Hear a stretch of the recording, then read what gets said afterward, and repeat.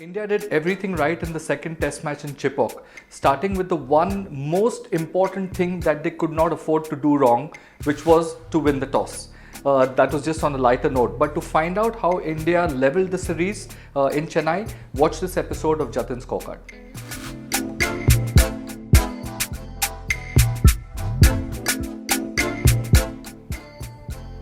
Let's start with four crucial things in the second test match for India. The first was the pitch, the second was Rohit Sharma, the third was obviously R. Ashwin, and the fourth was Akshar Patel. Let's add a fifth element to it, which is Shubman Gill. We'll take Shubman Gill at the end, but let's start with the pitch. So this pitch looked as dry as a bone.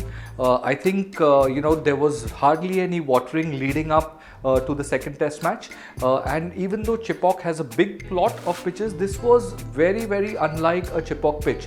I've never seen a Chennai pitch break up so early in the game as this one, and while it was exploding right from the first day going on right down to the fourth day, it kind of still held its beneath the surface kind of solidity a little bit. So it didn't come across as, it didn't play as bad as it looked. Now that's easy to say from the outside. The batsmen did have a really tough time, but like I said earlier, India won a very crucial toss which has allowed them to level the series. Let's now look at Rohit Sharma a little bit. I spoke about during the last test match that the one way for India to level the series and to set up a winning overtone for the series is for their top guns to pile up the runs and to pile up big runs. I also mentioned that the top six would have to come to the party, and 2 or 3 out of them would have to get regularly big scores for the rest of the 6 innings. Rohit Sharma did just that for India. He reminds me of a Rolls Royce. He is just so easy on the eye and looks as if he's kind of having fun out there, just batting for a lark. But it was this brilliance, this eye-hand coordination which Rohit has, a natural sense of timing, and a very nuanced and a fine cricketing intelligence about him.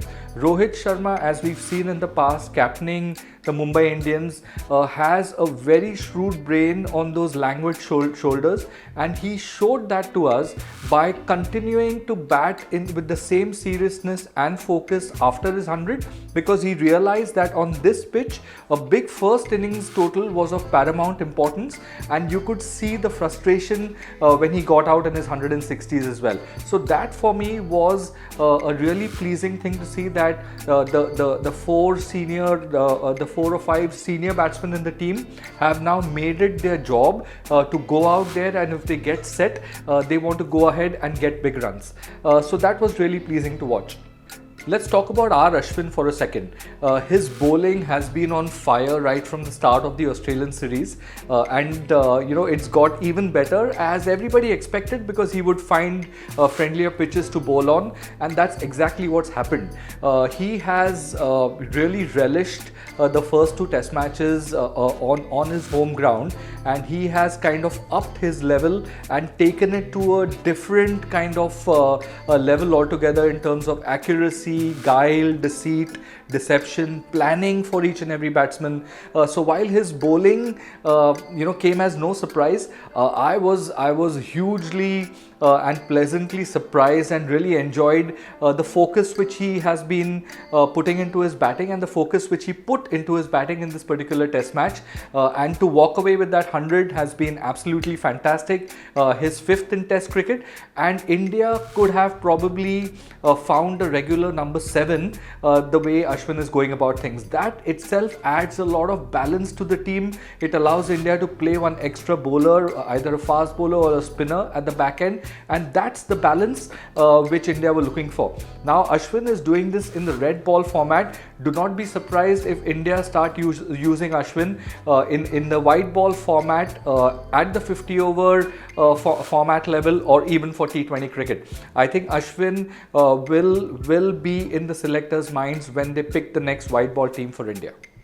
Let's talk about Akshar Patel for a bit. Akshar, unfortunate to miss the last test match, and actually his last 18 to 24 months have been a little bit unfortunate for him. He met with a thumb injury, and that kind of kept him out of cricket. He was supposed to be in the team, but he had to pull out because of those reasons, and then an ankle injury and then a knee injury. So he's been a little bit unfortunate and unlucky, but he got his chance now, and I think Akshar during this test match was absolutely unplayable. He brings that height to the delivery, he brings accuracy, but there are subtle changes in two areas which people might miss. So when you talk about accuracy, you can, seeing Akshar bowl, you could feel that there's a certain level of monotony about it, but that's as far from the truth as it could be. Akshar actually varies the pace a lot. During an over, he will bowl balls at maybe 3 or 4 speeds. He also varies the release a lot. So sometimes he releases the ball from behind his head, sometimes at the ideal position, which is right above your head, but then sometimes a little bit, from ahead as well. So there are a lot of deceit and deception in what Akshar does as well. And on a track like this, it was no surprise that he completely ran through the English team. Let's talk about another champion in the making from the Indian side, and that's Shubman Gill. He had a quiet test match, but these quiet test matches are part and parcel of an evolution curve of young talent.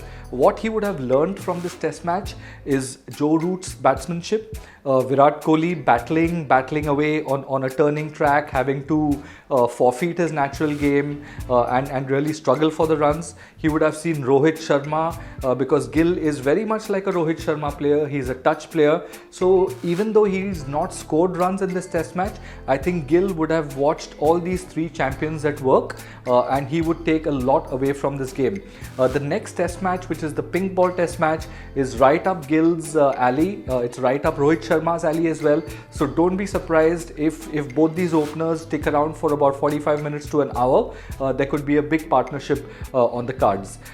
That's all we have time for today, but keep your comments coming in, keep your questions coming in on the Ask Jatin hashtag on my Twitter account, and we'll be with you a day or so earlier before the third test match for the preview from the pink ball test match. Thank you very much.